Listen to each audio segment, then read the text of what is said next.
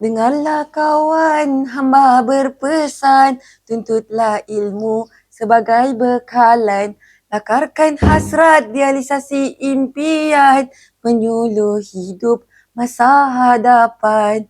Assalamualaikum warahmatullahi wabarakatuh dan salam Malaysia Madani. Izinkan saya perkenalkan diri, moga-moga menyentuh hati. Nama diberi Muhammad Al-Fatih bin Muhammad Ashraf. Saya menikmati usia 12 tahun dan menuntut ilmu di Sekolah Kebangsaan Datuk Haji Baginda yang terletak di Umbai Melaka. Kod sekolah saya ialah MBA 1077. Pada masa lapang, saya gemar memanfaatkan masa dengan membaca buku cerita dan melukis. Saya bercita-cita ingin menjadi seorang doktor falsafah.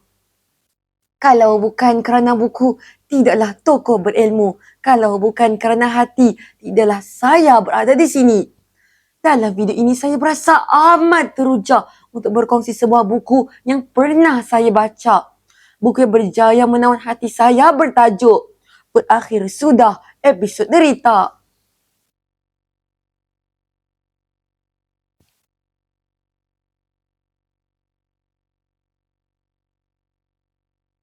Penulis buku ini ialah Fauziah AR. Buku ini diterbitkan oleh Pustaka Sukses pada tahun 2009 dan mempunyai 156 halaman bercetak. Tema yang saya peroleh daripada buku ini ialah tanggungjawab seorang anak terhadap pelajaran dan sikap prihatin saudara mara terhadap anak saudara. Watak utama dalam cerita ini ialah Amelia yang berusia 17 tahun, merupakan anak kedua dan tinggal bersama-sama dengan ibunya. Amelia sedang bersiap sedia untuk menghadapi peperiksaan penting dalam hidupnya iaitu SPM. Namun di saat rakan-rakannya fokus mengejar kejayaan, Amelia terpaksa berdepan dengan ujian kehidupan yang sangat berat. Konflik utama bermula apabila ayahnya merupakan seorang penagih dadah. Akibatnya, keluarga Amelia tidak lagi aman. Ibunya terpaksa membawa Amelia, kakak dan adiknya keluar dari rumah. Lalu tinggal di rumah peninggalan datuk dan nenek mereka demi mencari kehidupan yang lebih selamat. Namun, Tuan Amelia tidak terhenti di situ. Di sekolah pula, Amelia difitnah. Kononnya dia menjalinkan hubungan cinta dengan seorang pelajar tingkatan 6. Tuduhan itu bukan sahaja telah menjatuhkan maruahnya sebagai seorang pelajar, malah menjejaskan tumpuannya terhadap pelajaran. Amelia terpaksa menanggung tekanan emosi yang sangat berat.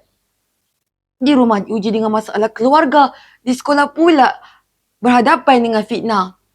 Lebih menyedih hati, ibarat sudah jatuh ditimpa tangga. Ibu Amelia yang selama ini menjadi tempat bergantung telah meninggal dunia akibat dilanggar oleh remaja yang merempit pada waktu malam. Kehilangan itu benar-benar meruntuhkan jiwa Amelia. Dalam sekelip mata, dia telah kehilangan kasih sayang seorang ibu yang selama ini menjadi kekuatannya. Selepas itu, adiknya dijaga oleh ayah mereka, manakala Amelia dan kakaknya terpaksa menumpang di rumah sepupu. Malangnya, kehadiran mereka tidak dialu-alukan. Mereka sering dipandang rendah dan dilayan dengan dingin, menjadikan kehidupan mereka semakin terhimpit dan menyedihkan. Namun, di sebalik segala dugaan itu, muncul sinar harapan. Guru kelas Amelia, iaitu Cikgu Fakhiruddin, telah tampil memberikan bantuan. Dia bukan sahaja memberikan sokongan moral, malah menjadikan Amelia sebagai anak angkatnya. Kasih sayang dan perhatian yang diberikan oleh Cikgu Fakhiruddin telah memberikan satu kekuatan baharu kepada Amelia untuk terus bangkit. Dengan semangat yang tidak pernah padam, Amelia meneruskan perjuangannya dalam pelajaran. Dia telah menerima sebuah tawaran dari sebuah institut pengajian tempatan. Dia mahu menunjukkan bahawa kesusahan bukan penghalang kepada kejayaan. Akhirnya, ayah Amelia yang selama ini hanyut dalam ketagihan menyedari akan kesilapannya. Dia memohon maaf atas segala perbuatannya dan berusaha untuk berubah. Detik itulah menjadi titik penutup kepada episod derita yang dihadapi oleh Amelia. Baiklah, pada pendapat saya novel ini sangat bagus kerana ia mengajar kita bahawa kehidupan tidak selalunya indah. Tetapi setiap ujian pasti ada hikmahnya. Kita perlu tabah menghadapi dugaan, menghargai kasih sayang dan tidak mudah berputus asa walau seberat mana masalah yang dihadapi. Buku ini juga menggunakan bahasa dan ayat yang mudah untuk saya fahami.